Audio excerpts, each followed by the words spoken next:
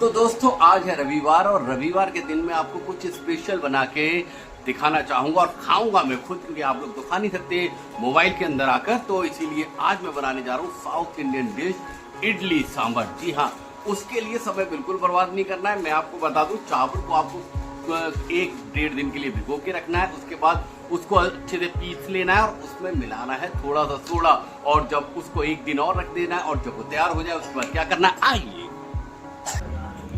तो देखिए, फिर चावल का ये घोल है वो 1-2 दिन बाद ऐसा हो जाएगा, और ऐसा होने के बाद फिर हम बनाएंगे इडली। जी हाँ, देखिए ये है इडली का बर्तन। इसमें आप थोड़ा सा तेल लीजिए और इसको ऐसे ऐसे करके लगा लीजिए सभी बर्तनों पर, और एक बार में आपकी 16 बनेंगी। और फिर ये इस तरह से आप इसको तैयार कर लीजिएगा। तैयार करने के बाद इडली के बर्तन में थोड़ा सा ये पानी डालिएगा, देखिएगा थोड़ा पानी डाल दीजिएगा। पानी डालने के बाद क्या होगा इसमें कि जो भाप होती है, भाप से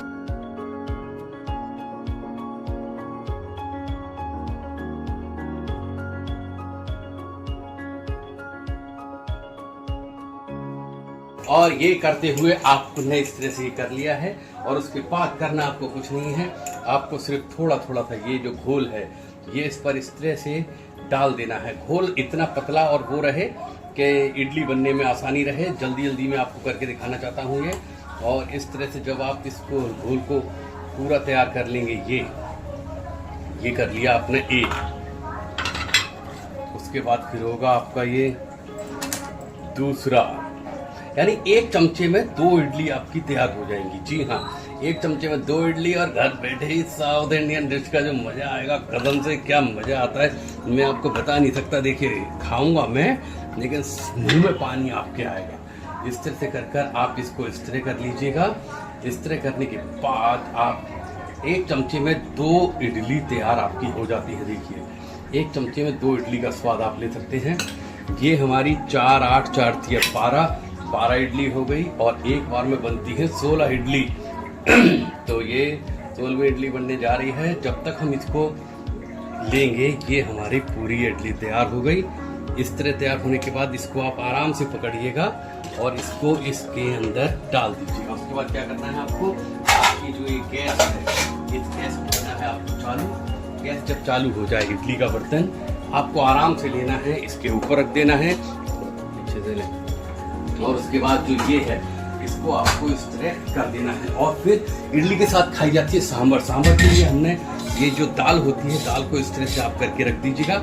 इसमें आप बैगन, मूली, गाजर, टमाटर, चुकंदर और शिमला मिर्ची, उस सबको हुर्द कर आपको इसमें डाल देना। स्वाद अनुसार चटपटा मसाला डालना है, और उसके बाद रख देना कुकर पे।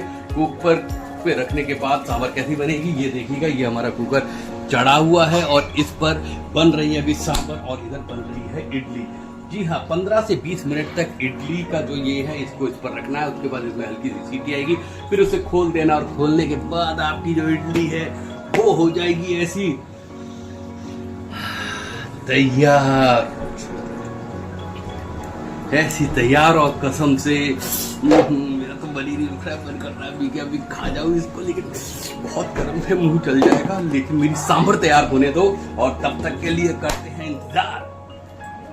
अब 15 मिनट हो चुके हैं, और 15 मिनट इसको इसमें हो गए हैं। लेकिन 15 मिनट में मैंने समय नहीं बिगाड़ा। मैंने टमाटर काटे, प्याज काटे, लहसुन के छोटे छोटे पीस कर लिए। ये बनाना है मेरे को जो इडली और सांभर बनेगी, सांभर में डालने का ये स्वाद बढ़ाने के लिए। ये देखते हैं हमारा ये कहाँ तक बनकर तैयार हुआ। तो हमने ये सारा बर्तन गरम है, इसको अपने थोड़ा दूर रखा, थोड़ी गैस निकलने दीजिए, और थोड़ा दूर से इसको करिएगा जल्दी। और जब गैस निकल जाए संभल के करिएगा, क्योंकि भाप से हाथ जल जाता है और कई औरतें हाथ जला लेती हैं। और ये देखिएगा, ये देखिए भाप, क्या प्यारी भाप आ रही है। और पहचान इसकी ये है कि आपको ये लेनी है और इसमें चाकू को डालना है, चाकू निकालना है। यदि इसमें इडली नहीं चिपक रही है तो मतलब आपकी इडली बनकर तैयार हो गई। आप देख सकते हैं ये इडली बन गई है, और ये इडली इतनी गर्म है कि मीट से रुका नहीं जा रहा है। मैं इसको बिना सांभर की खाने जा रहा हूँ। मैं ले रहा हूँ इसका स्वाद, आप जब तक खोजते रहिए बेताब।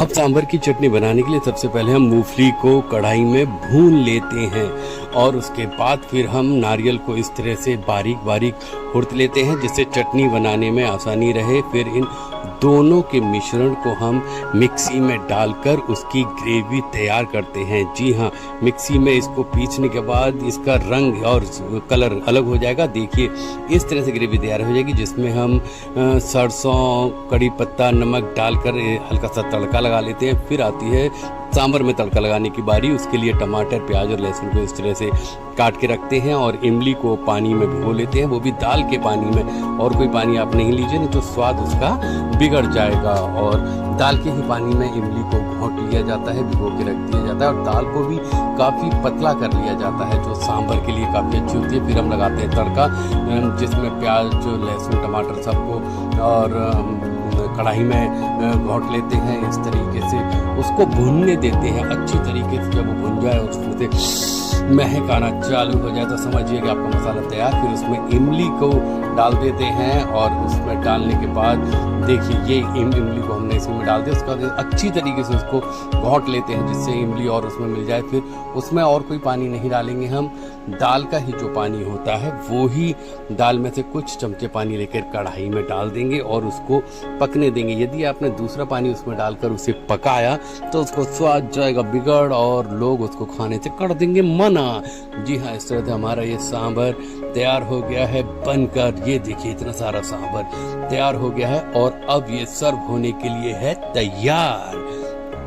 तो सबसे पहले हम कटोरी लेते हैं, उसमें सांभर करते हैं, लेकिन स्टील की कटोरी होनी चाहिए क्योंकि स्टील की कटोरी में सांभर जो होती है वो बहुत देर तक गर्म रहती है। और उसके बाद नारियल की चटनी को प्लास्टिक की कटोरी में करते हैं। 1, 2, 3, 4, 5, अरे आप जितनी चम्मच कर दें वो कम पड़ेगी। स्वादिष्ट इतनी बनी है चटनी कि आप लोग खाते ही रह जाएंगे, सांभर पीते रह जाएंगे। फिर हम 8-10 इडली रखते हैं भैया, 8-10 इडली इसलिए क्योंकि 2-4 से कुछ नहीं होगा। ये इतनी स्वादिष्ट है कि आप खाते ही जाएंगे और खाते ही जाएंगे और ये भी 8-10 कम पड़ जाएंगे। और इस तरह हमारी ये इडली चटनी वाली जो इडली है वो बनके हो गई है तैयार। फाइनली हमारी ये इडली तैयार होगी। ये तो बस जला सी रखी है मैंने चखने के लिए और इसको चखने के बाद मैं और खाऊंगा और बनाऊंगा। तो देखिए हमारी इडली ये रही, ये ली हमने चटनी और ये और उसके बाद सांभर गरम है, बहुत गर्म है लेकिन बहुत लजीज है। आप इसका स्वाद नहीं चख सकते जब तक आप इसे अपने घर में नहीं बनाएंगे। तो फिलहाल हमें इसे खाने दीजिए, मज़ा उठाने दीजिए और आप यूं ही देखते रहिए, घर पे बनाइए और खाइए।